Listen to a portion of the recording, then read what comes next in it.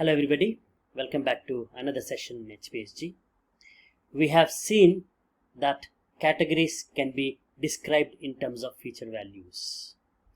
So we have made what we call feature structures, and we also call them AVMs, attribute value matrices. In this video, we are going to look at complex feature values. That is, we are advancing in making the feature structures. Let's review what we have done till now. Once we have analyzed all the categories into features, we have reduced the number of rules which we have been using earlier. Not only that, we have also made generalizations about certain rules.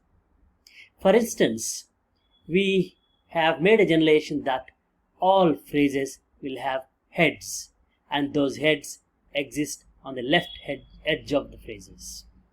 That is, when you say verb phrase consists of V and then NP.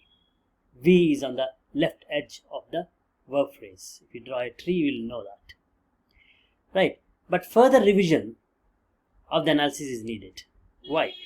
Remember, we said NPs contain a norm or nominal constituent, right? And nominal constituent follows a determiner. And we know that NPs have determiners and adjectives occurring before the noun, which seems to be not compatible with the head on the left edge. If head is on the left edge, there shouldn't be anything before it. But here we have determiners and adjectives. So we need to reanalyze everything. Also, the rules are not still general, because we have got 3 rules introducing lexical heads, one for each of 3 valencies. Remember, we have 3 valencies: ITR, STR and DTR. For each of them there is a rule.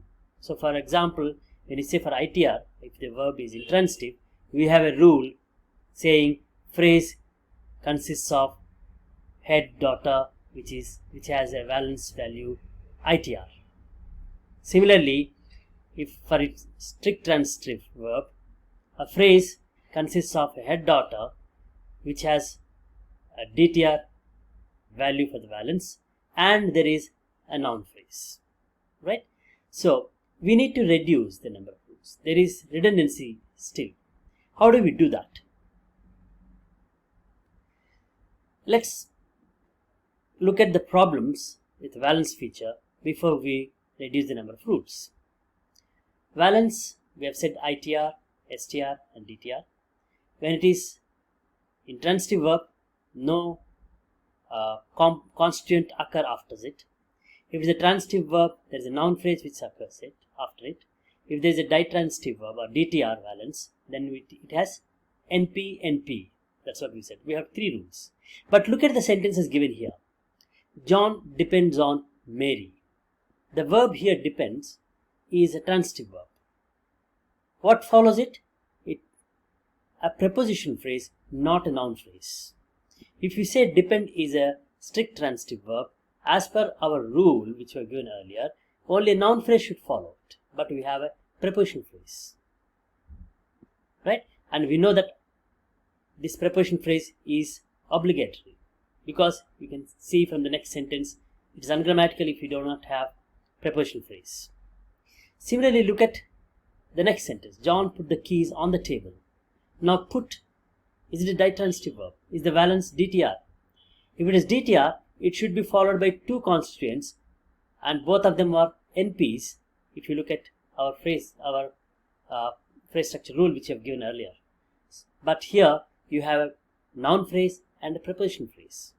So that means we need a separate rule here.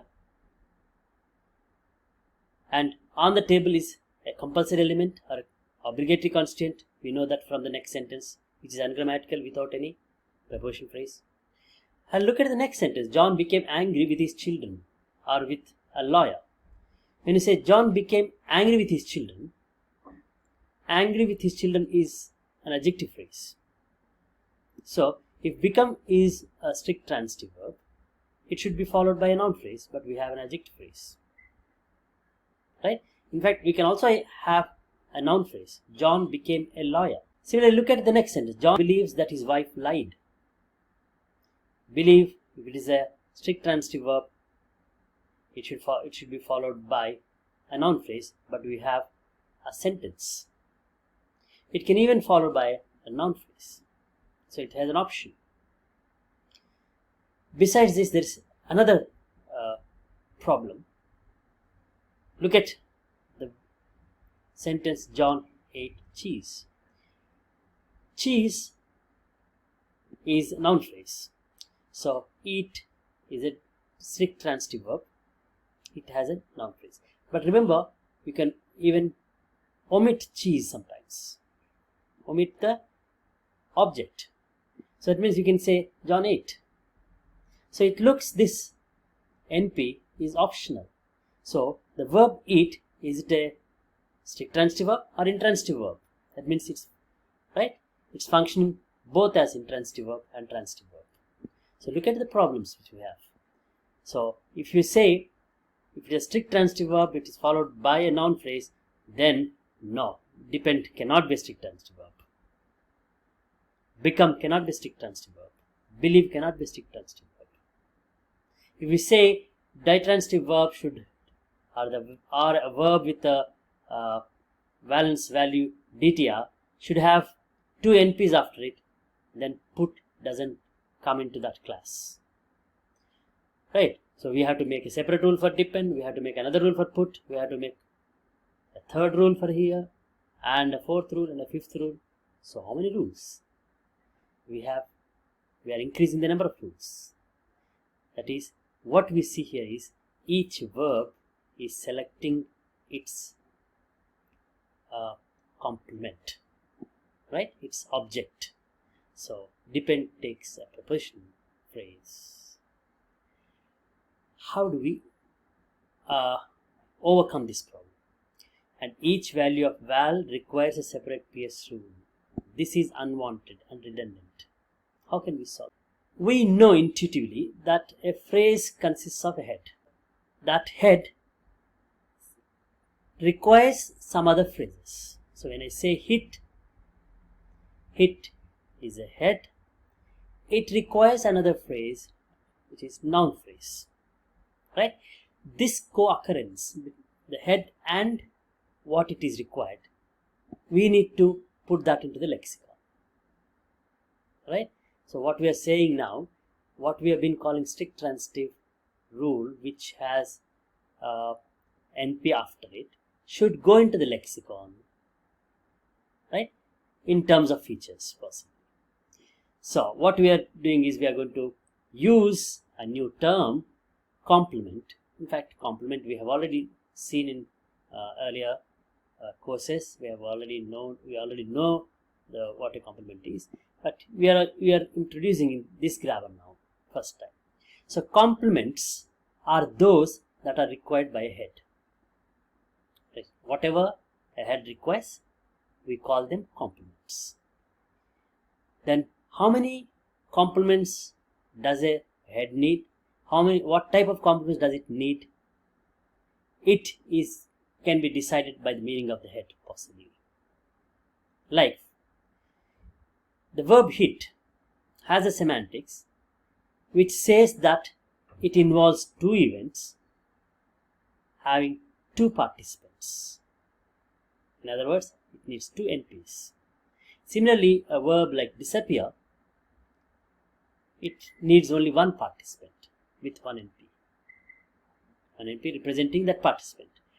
Or verb like put needs three participants, and all the three can be like two NPs and a PP. So what do we see here? We see that meaning of head is deciding what the complements, but that's not necessary. But there are exceptions to this. Like, look at the three words, eat, dine and devour. All of them mean the same, consumption, but they are different in terms of the complements they take. Look at the verb dine. Dine is intransitive. It doesn't have an object. And the verb devour is obligatory transitive. It needs an object. They devoured it. And if you have the verb eat, it has an optional complement. In fact, we have already seen in the previous slide, right? Previous slide, which we had a sentence, John ate cheese. You can even say John ate. So the three words eat, dine, and devour mean the same, but they take three different complements. That means meaning is not deciding the number of complements possibly. However, what we are going to do is we will not consider that for the moment. So, val features correspond one-to-one with the phrase structure rules. That's what we have seen. That assign the appropriate kinds of complements to the lexical head daughters. So if the val feature is str, it needs a noun phrase, and that noun phrase is assigned to the head daughter. If it is a DTR value for the val feature, then it has two daughters, two NP daughters. This is what we have seen. But let's take a look at an alternative. An alternative to this is to use features directly in licensing complements. Right? What we want is features should license the complement directly instead of going through a phrase structure rule. Instead of phrase structure rule containing a val feature saying that a complement is assigned to a head, we will say features directly license the complement. How? Let's look at an alternative to this. An alternative to this is to use features directly in licensing complements. What we are saying is, instead of val feature assigns appropriate complement to head daughter, the feature directly licenses the complement. Right? How? We are going to introduce a feature called comps. Comps is like a head feature, where we know that a head feature takes a feature structure as its value. So similarly, comps also takes. But comps is different from head feature in that comps takes a list of feature structures, whereas a head feature takes only one feature structure, which is not a list, whereas comps takes a list of feature structures as its value. So the comps value of the verb disappear will have an empty list because it does not have any object. It's intransitive verb. Similarly, if you look at the comps value of hit, it will have a one member list. And if the verb is give, it will have a two member list as the value for comps. So what is the result of this? What are we going to gain out of this? We know we have got three rules earlier. A phrase consisting of a head. The head has a valence value, which is ITR, so it will not have any object following it. If the valence value is STR, there is an MP following it. If the value is DTR, then it is followed by two NPs. But these three rules can be collapsed into one rule with the introduction of the comps feature. How? Look at this. The phrase which has comps feature, which is empty, has a head daughter. Head daughter has comps feature, which has a list of feature structures 1 to n. There are n lists of feature structures, and each feature structure is matched with a feature structure which occurs after it. That is, these are your complements. Each complement is reflected in the value of comps feature. This rule we call head complement rule, because we have head and there are complements. and the complements are licensed by the values of comps features of the head. When all the values features of comps are satisfied by the complements, then the comps feature value becomes null. Then it is a phrase. Right? When will you have a phrase? A phrase we will have only when the head's comps values are all saturated by complements. Okay? How does this rule work? How does this head complement rule work? Look at this tree. Phrase with comps null, and you have head and complements. So you have a head daughter which has a head value, maybe a noun, verb, preposition or adjective, and it has comps values where it has several feature structures, n feature structures. And when this head combines with complements, in other words, there are complements which become sisters of this head, matching with each feature structure in the comps value and in the same order. So you have first, if you say there's an NP, then NP here. If you say there's a PP next, there should be a PP next. Right?